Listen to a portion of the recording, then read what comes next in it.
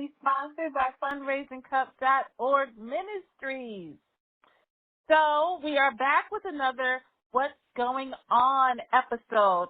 And we're shifting this series where we're going to give you a weekly rundown of what's been going on around the world with a little bit of humor on the side to keep us sane in this madness of life. Okay, guys? So today's episode is called The World's Shifting, Power, Control, and What They Don't Tell Us.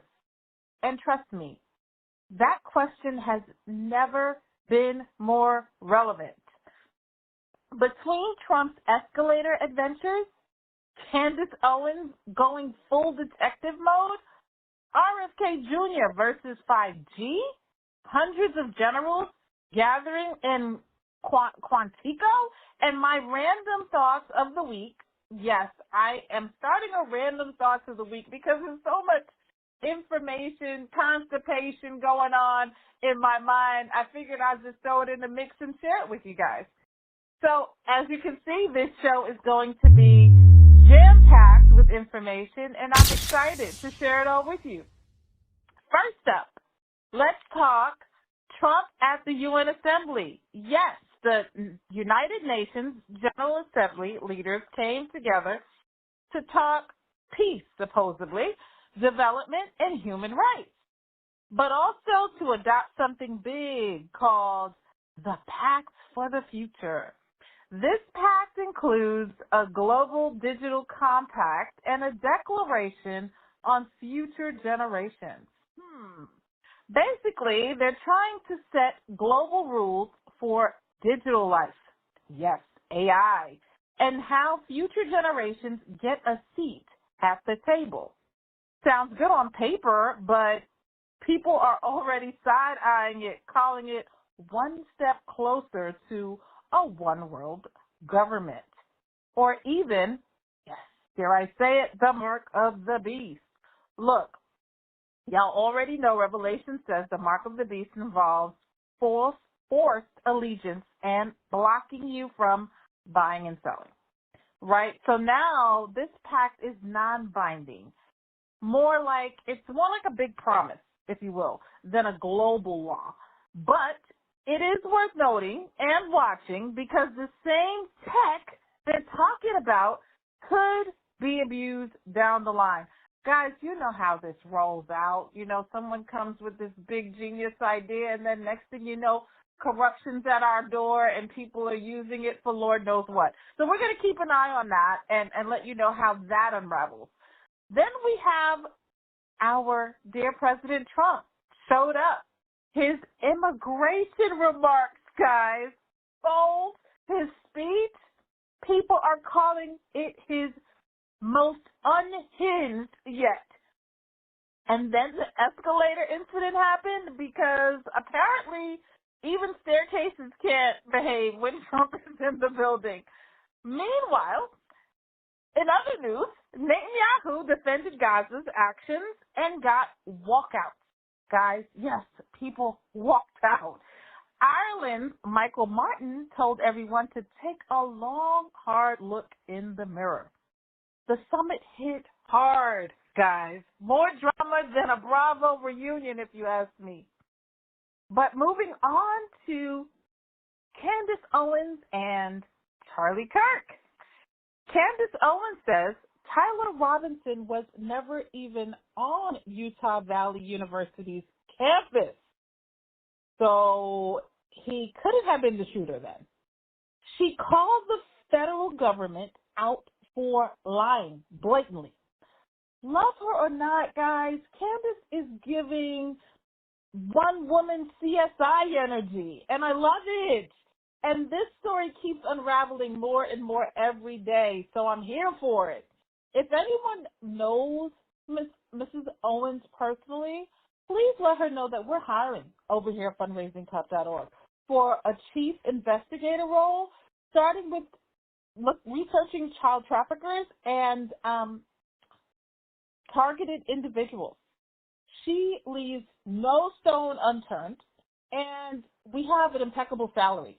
It is endless coffee and conspiracy theories. all you could dream of.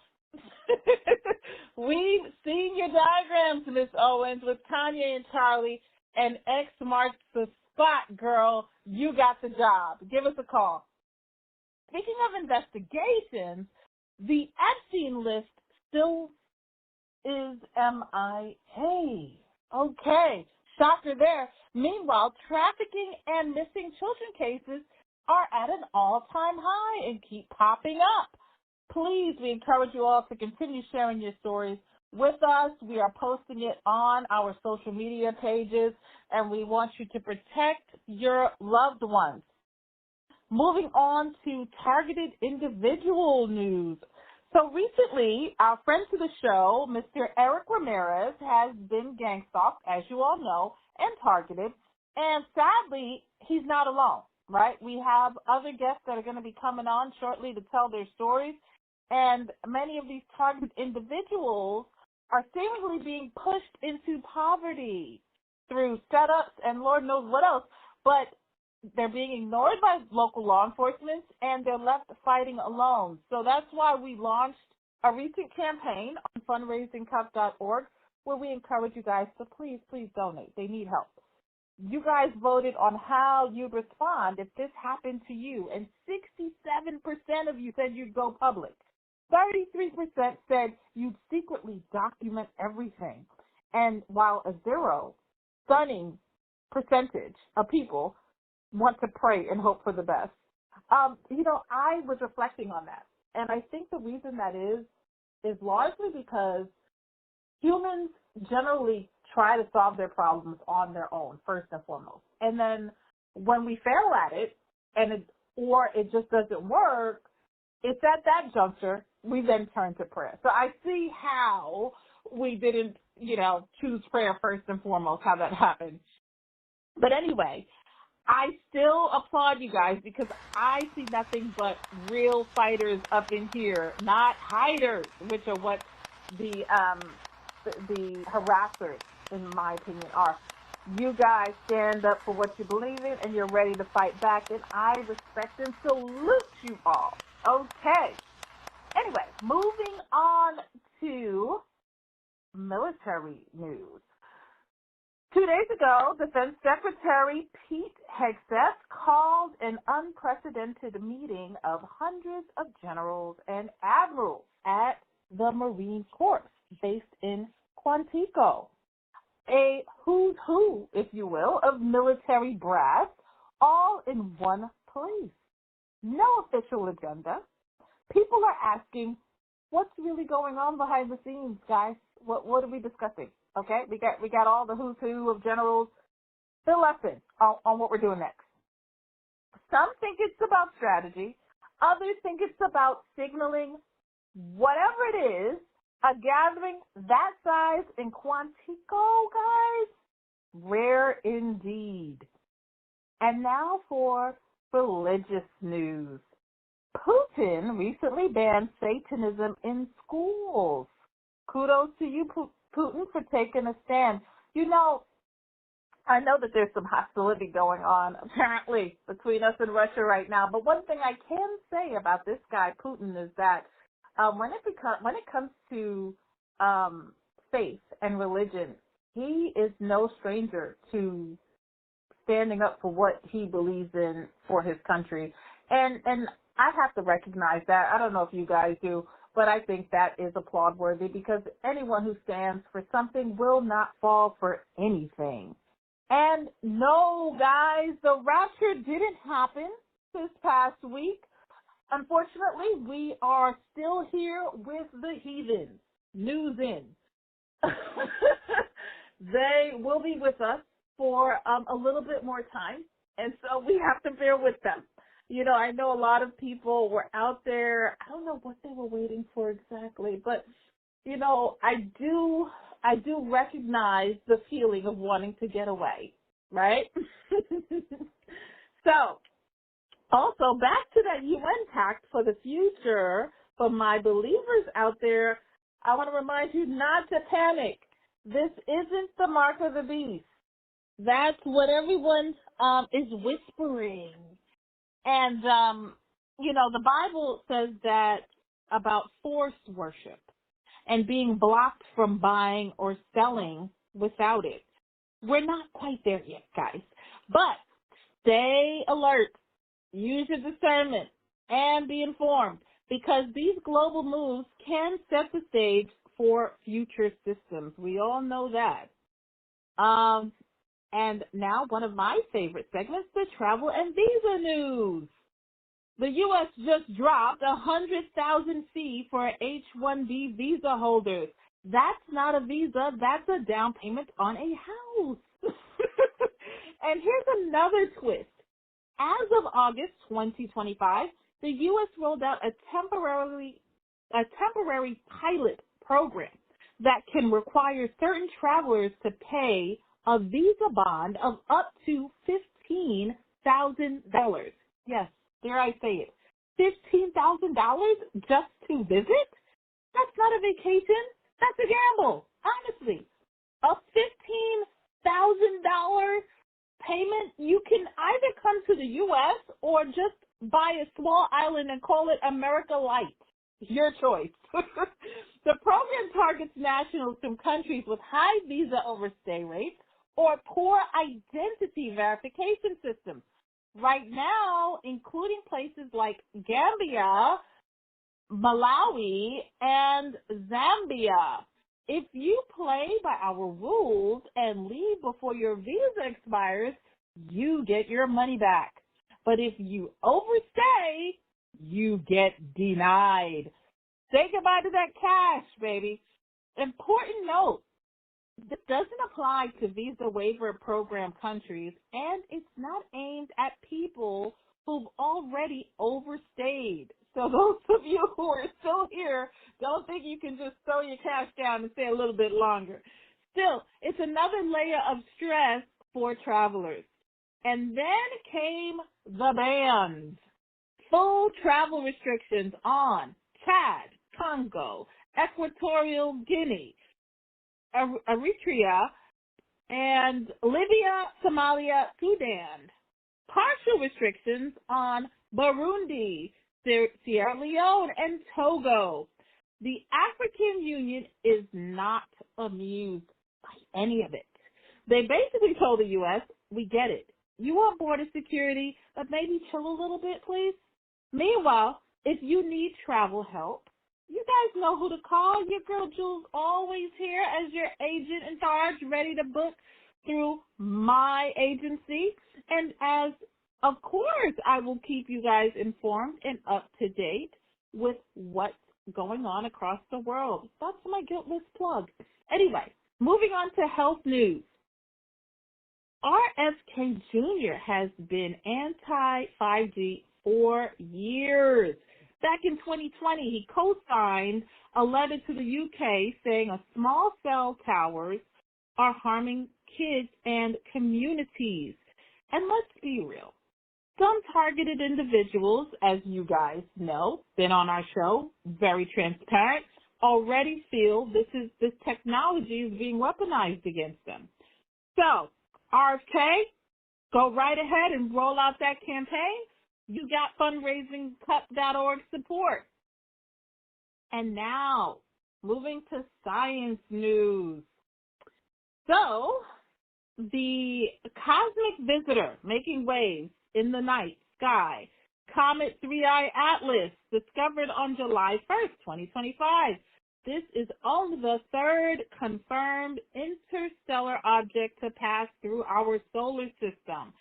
Currently, 3I Atlas is about 238 million miles, I believe, from Earth and is expected to reach its closest point to the sun in late October and pass Earth at a distance of 167 million miles in December.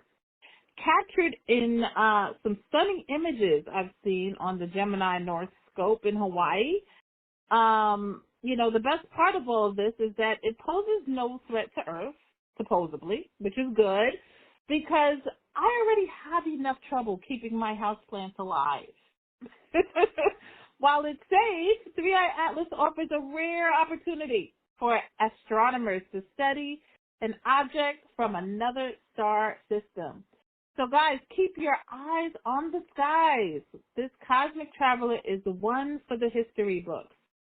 Now, I'm excited to share with you guys my random thoughts of the week. I need a soundboard for that. All right, time for our random thoughts. You know that stuff that makes you go, I wonder if anyone else is pondering the same thing. Israel threatened China and accused them of hiding fugitives. Global shade at its finest, guys. Some of those speeches at that young man's funeral, I don't know, it felt very KKK rally vibes going on there. I'm just saying, that's what went through my mind. And Bill Nye, the science guy, got a star on the Hollywood Walk of Fame. Well deserved, well deserved. I thought he would have gotten it already, to be honest. Meanwhile, I'm still waiting for the podcast host with the most award. Where's my star, people? Come on, let my people talk to your people. Let's get it rolling. Elon Musk's father accused of essaying 5 of his own children. I'm not deep diving into that one. It was really cringe. My heart goes out if that's really what happens to these people. And, you know, it kind of speaks a lot about the mindsets of how his children think and operate and how headstrong, especially Elon Musk is, if it's true. So prayers to the family about that one. And then we have a Mississippi college student is suing after being hazed in a fraternity.